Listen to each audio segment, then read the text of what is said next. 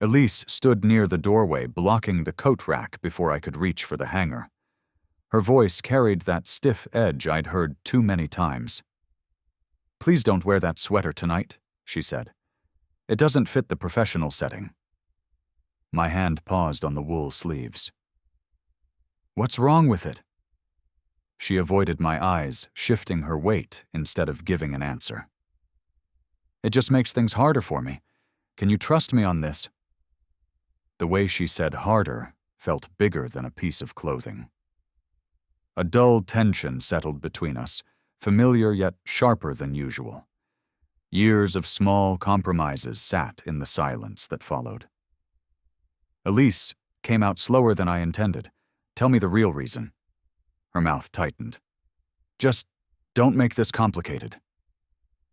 No explanation, no patience. The conversation closed itself off. She grabbed her bag and muttered that she'd see me there, then stepped out before I could ask anything more. The house felt heavier once she left. The sweater stayed in my hands for a moment before I pulled it over my head.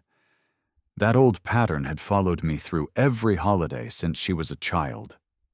Leaving it behind didn't seem like the answer. The drive into Chicago moved fast enough. A layer of holiday traffic pushed along Michigan Avenue, and the Drake rose ahead with its usual bustle. My invitation felt polite, not warm, though I tried not to dwell on that. A valet waved me forward, and I stepped through the revolving door, carrying the kind of uncertainty that sticks to a person more than any clothing ever could. A crowd gathered at the registration tables. Before I could look for Elise, a man approached, silver hair, firm handshake, confident posture.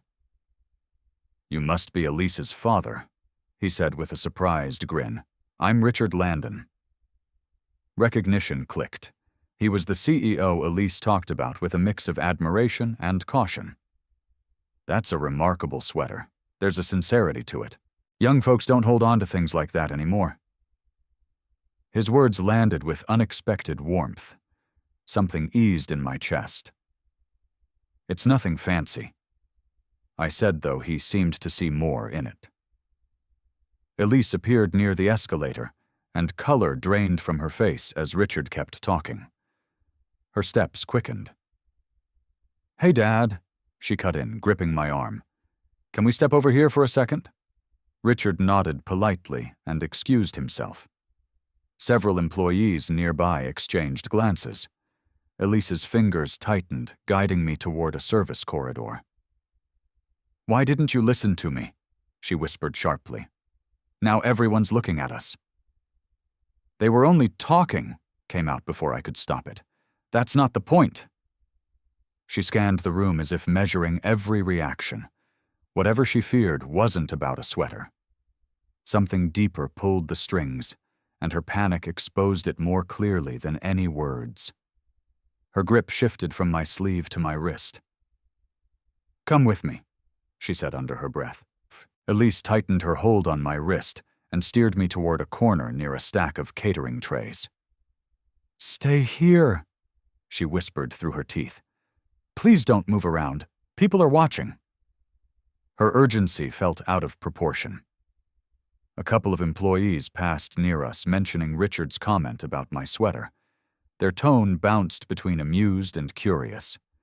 Elise stepped toward them with a stiff smile. "He was just being polite," she said, forcing a small laugh. "My dad likes festive things."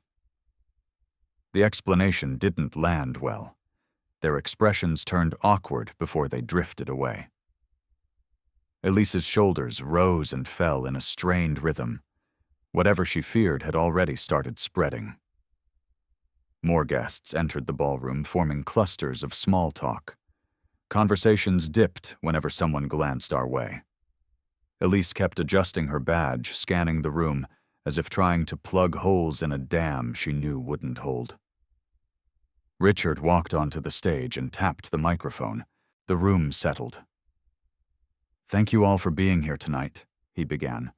"This season reminds us what matters most. Earlier I had the chance to speak with a guest who showed me something simple but meaningful as Christmas sweater. It carried a truth many forget." Several heads turned toward me. Others shifted to Elise, reading her face. A tremor traveled through her arm. He reminded me, Richard continued, that family is not a branding tool. It's the root that steadies us. A pulse went through the crowd, soft reactions, a few murmurs. Elise looked as if the floor had tilted. Her hands curled slightly near her sides, then dropped. The applause felt scattered, though Richard carried on, as if unaware of the discomfort circulating around us. When the speech ended, Elise disappeared. No warning, no glance. Only a glimpse of her badge turning as she walked away, absorbed into a crowd that parted just enough for her to vanish. A few people approached to ask polite questions about my connection to the story, but she stayed nowhere near me. My phone buzzed. Marilyn's name lit up the screen. "You made it to the party?" she asked. "Yeah," I answered, shifting against the table behind me. "You sound tired. Don't push yourself. Leave if it wears you out." "I'm fine," came out, though the uncertainty in my voice betrayed me. "Something feels off." She paused long enough for me to feel the weight of her concern. "Call me if you need a ride home," she said before hanging up. Standing alone in a ballroom full of noise never felt stranger. A server offered hors d'oeuvres. I shook my head. A few attendees kept glancing over, nudging others as if comparing notes. Elise eventually returned, appearing out of a cluster of co-workers. Her expression had hardened into something brisk. She held a clipboard and a pen. "I need your signature," she said. "The company requires confirmation for all guests. It's just administrative." The papers slid into my hands. A quick scan stopped me cold. The form wasn't routine registration. It granted permission for the company to use my image, listing me as a distant relative, not her father. A wrong birth year, wrong mailing address, wrong relationship. "Elise," I said slowly, "this is inaccurate." Her eyes darted to the text, then to my face. "Give me that," she snapped, pulling the clipboard back. "It printed wrong." It didn't print wrong, slipped out before I could temper it. She attempted a smile for two employees walking past. "Technical issue?" she said, tightening her grip until the papers bent. "I'll fix it." They nodded, uninterested but polite. Elise clutched the folder against her chest, her breath uneven. She didn't look like someone fixing an error. She looked like someone trying to stop a story from collapsing. A voice cut through the chatter. "Elise!" A coordinator called from across the ballroom. "We need you in the planning room. Now." Her head snapped toward the sound. Another assistant motioned for her to hurry. Elise muttered something under her breath, then turned to me. "Stay here. Please. Just stay out of sight." She rushed off before I could ask a single question. The music swelled again, and conversations rose around me.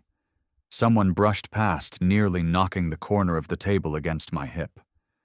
The sweater suddenly felt heavier than wool, as if carrying something I hadn't named yet. A young staff member approached as soon as Elise disappeared through the service door. He looked eager, almost relieved to have caught me alone. "Are you the cousin from Ohio?" he asked. Elise mentioned a relative flying in. The words clipped something in me. "I'm her father," came out steady. His eyebrows rose. Confusion unsettled his confidence. "Oh, I must have misunderstood," he muttered before stepping back. The quick retreat told its own story. A dense pressure formed under my sternum. One harmless mislabel could be shrugged off, but this felt intentional. That paper she tried to get me to sign replayed in my mind the wrong address, the wrong relationship. A pattern was forming, and the pieces slotted together too neatly. Another manager made his way through the crowd, stopping when he recognized me. "Mr. Hale, correct?" "Yes." "Mr. Landon would like a moment with you after the party.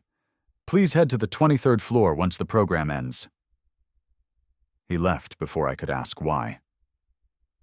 The message settled on me like a weight I didn't want to carry. A private meeting with the CEO is rarely about good news. My first instinct was to slide out, now avoid the discomfort entirely. Marilyn's voice flashed through my mind instead, plain, calm, practical. Sometimes walking away makes people assume the worst. Guests mingled around me with holiday enthusiasm that didn't reach my corner. A trio of marketing associates paused nearby, chatting loud enough that fragments drifted over. "Elise built her brand alone," one of them said. "She said her family wasn't in the picture anymore." Another replied, "She told HR that too. At least that's what I heard." Their conversation dropped when they noticed me standing there. They turned as if pulled by a string and moved toward the buffet, pretending they hadn't said a thing. Elise reappeared soon after, tapping furiously on her phone while navigating around tables. Her eyes stayed fixed on the screen. Not a flicker of recognition passed across her face. She brushed by without pausing, answering messages in sharp, clipped motions. The distance she created felt deliberate more than being busy. It was avoidance with purpose. The urge to slip toward an exit tugged at me again. Maybe giving her room would ease whatever pressure she'd placed on herself. Another thought countered it. Leaving would only hand her more control over a story I didn't understand yet. She finally noticed me when she turned towards the staging area. Her jaw clenched as if she'd found a problem she needed to correct. "You shouldn't be standing here," she hissed.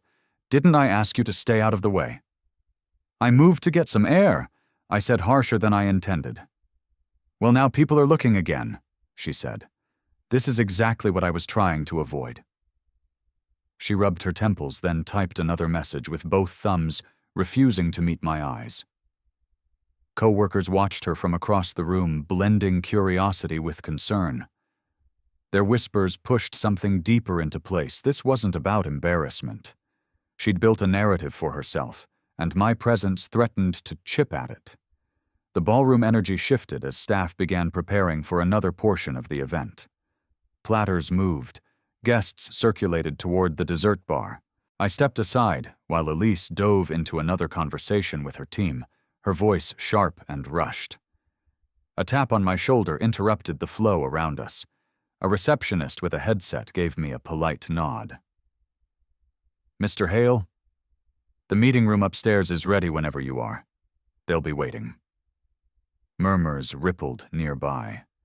A few glances flicked in my direction, small but telling. Whatever Elise had been hiding was no longer contained. The 23rd floor felt a long way up, yet the request left no room to decline. The elevator reached the 23rd floor with a soft jolt. A receptionist guided me down a short hallway and opened a door to a conference room. The air felt stiff, the polished table stretching between two rows of chairs. Waiting there alone made my pulse thrum harder than usual. Richard entered a moment later carrying a folder thick enough to signal trouble. He didn't waste time. "Robert, we need to discuss something important," he said, pulling out a sheet. "Why did Elise list you as a distant relative? This isn't a minor mistake." The question struck deeper than I expected. "I wasn't consulted," I answered. "She never asked for my information." He studied my face, then looked back at the documents as if confirming something he already suspected. "So she acted on her own," he murmured. Pages slid across the table toward me. "For the past 3 years," he said, "Elise repeatedly requested that no family members appear in any public-facing company materials. She cited image risk. That's unusual." The phrasing sliced through me. Image risk. That's what she thought her own father was. Richard exhaled. "There's more. Finance flagged several expenses tied to her department. Charges labeled as support for a struggling household meals travel clothing. We're auditing those now." Hearing all this sent a wave of disbelief across my chest. The story she'd fed the company bore no resemblance to our real life. I had never asked her for money, never placed any burden on her career. Somehow the lie had grown legs, and now I stood in the center of it without ever touching it. The door opened sharply. Elise rushed in, breath, uneven eyes wide. Her gaze shot straight to the folder. "Why are you going through my files?" she demanded, moving towards the table. "This isn't appropriate." Richard remained calm. "We found inconsistencies, and given tonight's events, they needed clarification." She pivoted to me. "Did you tell him something? Did you misinterpret what I said about my position?" "Elise," I replied, "I didn't say anything." She pushed a hand through her hair, trying to collect herself. "My dad struggles in social settings," she said to Richard. "Crowds overwhelm him. He gets confused." The implication hit hard. She wasn't defending herself. She was shifting the blame, painting me as unreliable. "That's not accurate," I said quietly. She spoke over me. "He shouldn't have been approached without me present. He's not always stable. I've been managing that for years." Richard set his pen down, watching her more closely now. "Elise, your father has been perfectly coherent with me all evening." She swallowed, then attempted a polite smile. "Well, he has good moments. Tonight's just been a lot." The room went still. Richard leaned back slightly, then asked the question that broke through every layer of her performance. "If your father struggles the way you claim," he said, "why invite him at all? And why bring him to a major corporate event?" Elise froze. Her face stiffened, as if she'd been caught in mid-step. No explanation formed. She opened her mouth, closed it, then opened it again without producing a word. A flush crept up her neck. The papers on the table held every contradiction she'd created, and the weight of them bore down on her more visibly with each passing second. Richard waited, patient but unwavering. "Elise," he said, "help me understand."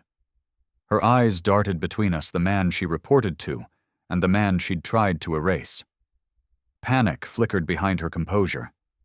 The story she built had cracked open, and nothing she said would patch it cleanly. She took a step back, then another. "I need a minute," she whispered. No one stopped her. She left the room abruptly, the door swinging halfway before catching on the hinge. Elise returned after several minutes, though her attempt at composure faltered the moment she glanced at the papers spread across the table. The door clicked shut behind her, and the air in the room seemed to tighten around all three of us. "Richard, whatever you think is going on, it's a misunderstanding," she said quickly. "A process issue. HR has been updating forms, something probably got mixed in." He didn't answer. Instead, he picked up a printed email and placed it in front of her. "Is this a process issue too?" Her eyes scanned the page. The message was unmistakably hers, firm tone, clear instruction, explicit request that the company exclude every relative from guest lists and promotional materials to maintain a refined leadership image. She pushed the sheet back across the table. "I didn't mean it the way it sounds." "It sounded direct," he replied. A flush climbed her neck. She fumbled for another explanation. "I manage a competitive team. Optics matter. My dad doesn't understand how unforgiving this environment is." My pulse thudded, though I stayed still. Her words rolled off her tongue as if they'd been practiced. "He doesn't know what it's like to survive in a field where one misstep gets magnified," she continued. "When he wore that sweater tonight, Richard lifted a hand. "This is not about the sweater, Elise." "It is," she insisted, voice climbing. He drew attention, and I wasn't prepared. It put me in an impossible position. Her attempt to redirect everything toward me left a bitter taste, though I kept my face steady. She wasn't defending herself. She was rearranging the truth, placing me in the middle of actions I'd had no part in. Richard didn't waver.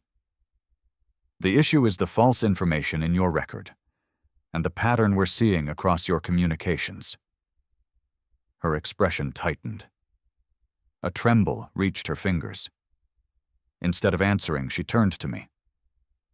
"I told you not to come tonight," she said, tears threatening at the corners of her eyes. "You never wanted to be part of my world. You avoided my events for years." "That's not accurate," came quietly. She stepped closer, wiping at her cheek. "You didn't even try. I had to build everything alone. So when you suddenly show up—" "Elise," Richard interjected. "Your father didn't approach me. I approached him." That seemed to corner her further. The tears became part of her defense. "He wasn't there for me," she whispered. "Not emotionally. Not when I needed him. You don't understand the pressure I grew up under." My breath grew unsteady. Her version of our history bent the facts so sharply that my mind struggled to bridge what she claimed with what actually lived in memory. The ground seemed to shift under me, not from guilt, but from the realization of how deeply she'd reshaped the narrative. She kept going, using each sentence to sculpt a tale that cast her as the survivor and me as the absentee. "He left me to figure things out. He hated crowds my whole childhood. He never supported what I did. I had no choice but to distance myself." Richard's attention moved toward me, searching for confirmation or denial. His eyes held no judgment, just a need for clarity. "There were difficult years," I said, keeping my voice level. "But I never avoided her events by choice. She didn't invite me, and I never asked her for money despite what she listed in those expense reports." Elise flinched. "I didn't claim you asked," she said. You told finance there were burdens at home," Richard added. "Multiple times." She pressed her hands together, struggling to catch her breath. "I exaggerated. Everyone exaggerates sometimes. It wasn't meant to deceive." Pages rustled as Richard lifted another document. "This includes altered personal records, Elise, submitted over several years. That's not exaggeration." Her tears finally fell, and she let them. She wasn't wiping them away, now they were an instrument, a strategy. She shifted closer to me again. "Why are you doing this?" she whispered. "Why won't you help me?" The plea almost made my chest cave in, almost. She had built an entire structure of half-truths and omissions on top of my name. Standing here caught between wanting to shield her and needing to uncover the truth felt like being pulled in two directions hard enough to tear something vital. Richard folded his hands. "Robert, can you confirm whether you stopped attending family or professional events because of discomfort or instability?" "No," I said. "She stopped inviting me, and there was no instability."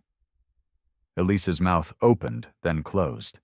She stared at the table, breathing shallowly. Richard leaned back, the decision forming even before he spoke. "Given the discrepancies in these files," he said, "and the potential misuse of company funds, we're opening an internal investigation. Legal will review the matter starting tonight." Every drop of color left her face. She steadied herself on the edge of a chair, eyes unfocused, as if she'd lost her footing. Richard began stacking the documents, and the soft shuffle of paper filled the room, while Elise struggled to swallow whatever words she had left. A coordinator escorted me back to the ballroom. The music had softened, and guests drifted between tables in loose circles. I found an empty seat near a pillar, and settled there while management reviewed the documents upstairs. The chatter around me felt distant, as if the party continued on a track separate from my thoughts. A human resources director approached after several minutes, carrying a leather folder under her arm. "Mr. Hale," she said, pausing beside my table, "there's something you should be aware of. We uncovered a serious discrepancy in Elise's personnel file. She listed herself as having no active family relationships. It's a legal red flag in certain disclosures." The words hit with a strange mix of relief and heaviness. A part of me felt a quiet breath of vindication. Not joy, not triumph, just a sense that at least the truth had finally surfaced for someone other than me to see. "Thank you for telling me," I said. She gave a sympathetic nod and moved away. The chair beneath me seemed steadier for a moment, though the weight in my chest refused to lift entirely. Movement at the edge of my vision caught my attention. Elise walked toward me, with 2 colleagues trailing behind her. Their expressions hovered between confusion and forced professionalism. Elise pulled out the chair beside mine and sat down. "It's handled," she said, smoothing her skirt with deliberate calm. "They're reviewing everything, but it won't touch my department. I explained the situation clearly." I studied her face. The ease she projected didn't reach her eyes. "What situation did you explain?" "That you misunderstood," she replied. "That you've been dealing with things. Emotional strain. It happens." Her tone shifted, almost gentle, but sharpened with warning. "If this escalates, I'll have to clarify our family history. Some of those old stories won't reflect well on you. I'd rather not go that direction." The message landed with precision. She wasn't pleading. She was preemptively rewriting the next chapter, preparing to cast me as the unstable father who'd shown up unexpectedly, confused the CEO, and triggered an unnecessary review. The strategy was clever in its cruelty. A person labeled unreliable rarely recovers their credibility. "You don't need to do that," I said. "I don't want to," she answered softly. "But I will if I'm cornered." Her colleague stood nearby, pretending to admire the decorations, while listening closely enough to absorb the tone. Before I could reply, the HR director returned, holding a thin packet this time. "Elise," she said, "we need you for another conversation. Additional evidence was submitted regarding your expense reports." Elise's calm shattered. "Evidence from who?" "A staff member forwarded copies of receipts tied to your corporate card." "Those were work-related," she snapped. "All of them." The director didn't argue. "Please come with me." Her 2 colleagues exchanged uneasy glances as Elise rose from her chair. She leaned toward me one more time. "This is exactly what I was trying to avoid tonight," she whispered, breath uneven. "You don't understand how much damage you've caused." She followed the director across the ballroom heels, hitting the carpeted floor with uneven steps. Several employees watched her go, whispering to one another. The room buzzed with speculation now, not celebration. I remained seated, staring at the tablecloth. Hope had flickered earlier, faint but genuine when the truth began surfacing. Now it retreated again, replaced with the dread that Elise would try to twist the narrative even further once cornered. She had already started laying the groundwork. A man in a charcoal suit approached someone from legal judging by his badge. He gave me a courteous nod. "Mr. Hale, could you return upstairs? We need to clarify a few details from earlier." The request tightened something behind my ribs. Elise was maneuvering, and I was about to step back into the same room where she'd begun reshaping the truth. "Of course," I said, rising from my chair. The elevator opened, and the legal manager led me back into the conference room. The table looked more crowded than before. New folders, photographs, and printed emails formed a spread that made the earlier stack seem small. Elise sat at the far end, shoulders tight, gaze fixed on a spot near the carpet, as if gripping an anchor only she could see. One attorney gestured toward an open binder. "Mr. Hale, we need you to confirm a few family details for accuracy." The pages showed portions of my life reduced to bullet points, addresses, employment records, hospital documents from when Elise was a child. Each one had been modified in her internal profile. "These are correct," I said, pointing to the unaltered lines, And these entries, he asked, tapping the altered ones. Not accurate, came steadily. He noted everything without commentary. Elise didn't look up once. A senior manager cleared her throat and slid a tablet forward. We received an additional submission, she said. This concerns media materials Elise prepared for leadership branding. Images appeared on the screen, family photos I recognized, except they were altered. My presence had been erased from several. In one where I originally stood beside Elise at her college internship celebration, my body had been replaced with a generic office backdrop. Another showed our living room years ago. Only she remained sitting alone on a sofa where I once stood behind her. Everyone in the room stilled for a moment. Elise finally lifted her eyes. He prefers privacy, she said. He hated being photographed. I was protecting him. The manager turned the tablet so the accompanying emails displayed clearly. Messages from Elise instructed the marketing team to remove all traces of family to maintain a clean narrative of independence for her brand. The contradiction hung heavy. Richard leaned forward. This wasn't about protecting your father. It was about shaping a story that didn't match reality. Her lips trembled, and she gave a small shake of her head. You don't understand what it takes to get promoted here. People judge everything: your background, your connections. I needed space. The sense of distance in her voice carried a familiar sting. Everything she'd done, all the edits, the omissions, had narrowed our world down to a version where I didn't exist at all. It wasn't embarrassment. It was erasure. A dull pressure settled behind my ribs. For years I had tried to stay steady for her, offering consistency when nothing else in her life seemed anchored. To see those pieces deleted, rewritten, replaced, it carved something deeper than anger. One of the attorneys asked, Mr. Hale, can you clarify whether Elise received financial support from you during college? Elise tensed hard enough to grip the arm of her chair. I reached into my coat pocket and pulled out a small envelope.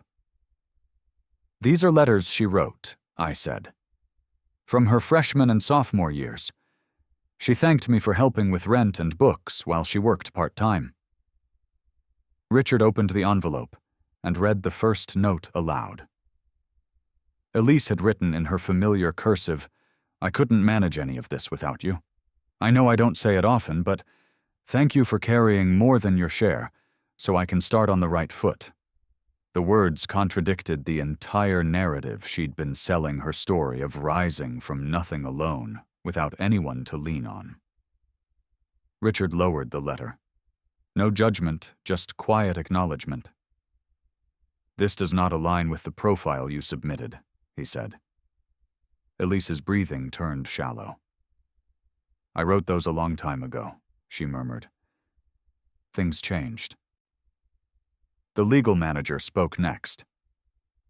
We've concluded that the inconsistencies in your record, combined with the financial irregularities and the altered images, meet the threshold for formal investigation. Her head snapped up.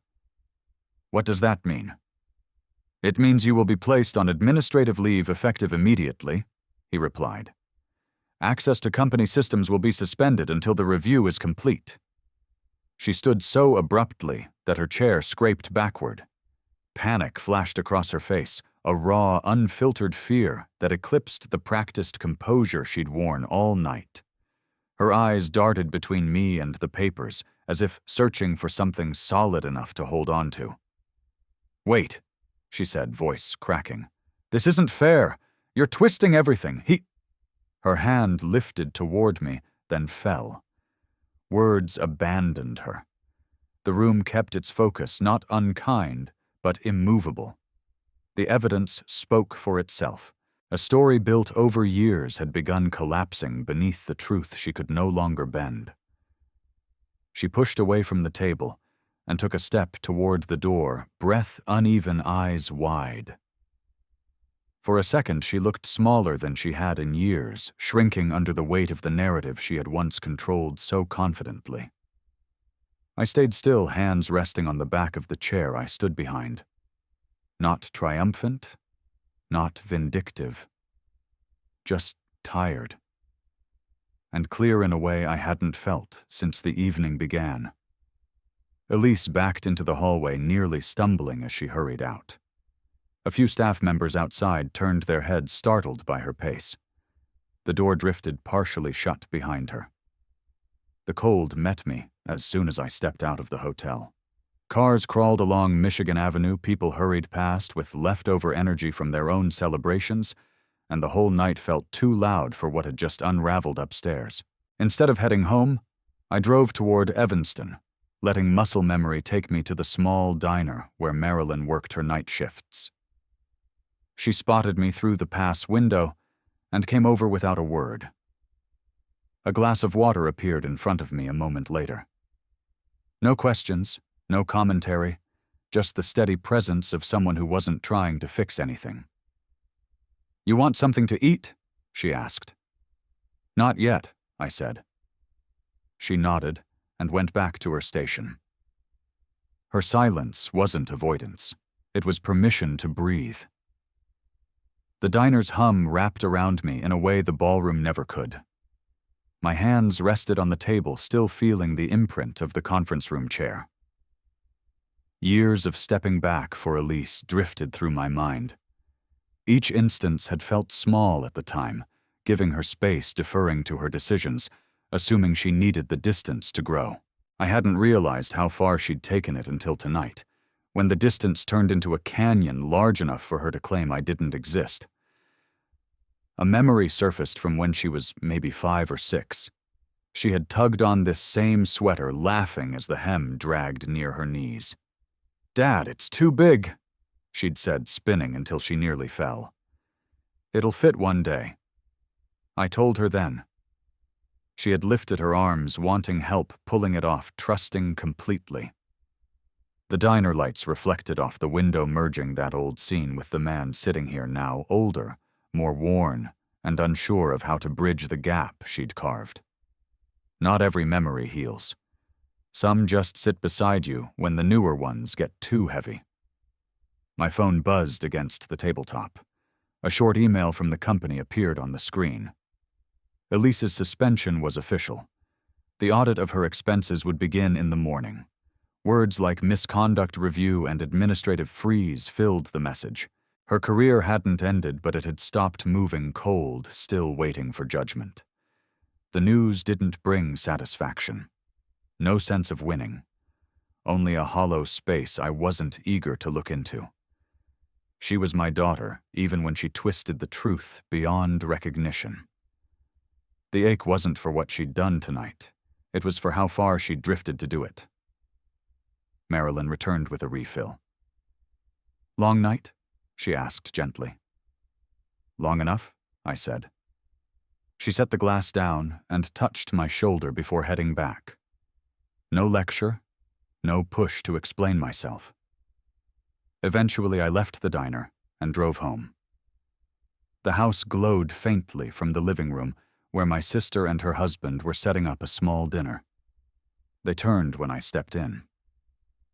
"You made it," my sister said. She didn't ask about the party or Elise. She just handed me a plate. The warmth of the room pulled some of the tension from my shoulders. I sat with the others while they finished arranging the food. No one demanded answers. Their restraint felt like a kindness I hadn't realized I needed. My sweater stayed on. No one mentioned it. No one treated it like an inconvenience. Halfway through the meal, I glanced at my phone again. No messages from Elise. No missed calls. It wasn't surprising. She needed distance now, maybe to protect herself, maybe to rebuild the story, maybe because she didn't know how to face what had unfolded. For the first time in years, I didn't chase the silence. Letting it sit between us felt less like punishment and more like stepping back from a place I'd stayed too long. Boundaries aren't doors slammed shut.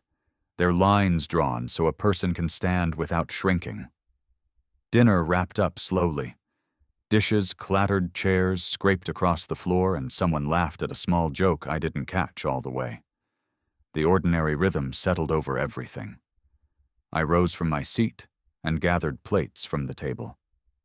My sister started to protest, but I shook my head and reached for another dish. The movement felt simple, steady, something I could control without bending myself out of shape. The sweater sleeves brushed the edge of the sink as I carried the plates toward the kitchen. I didn't think about Elise in that moment. Not about the meeting, not about the lies, not about the fallout waiting for her tomorrow. Just the dishes in my hands, the murmur of family behind me, and the sense that a life can shift quietly, not with declarations, but with small, steady motions toward whatever comes next.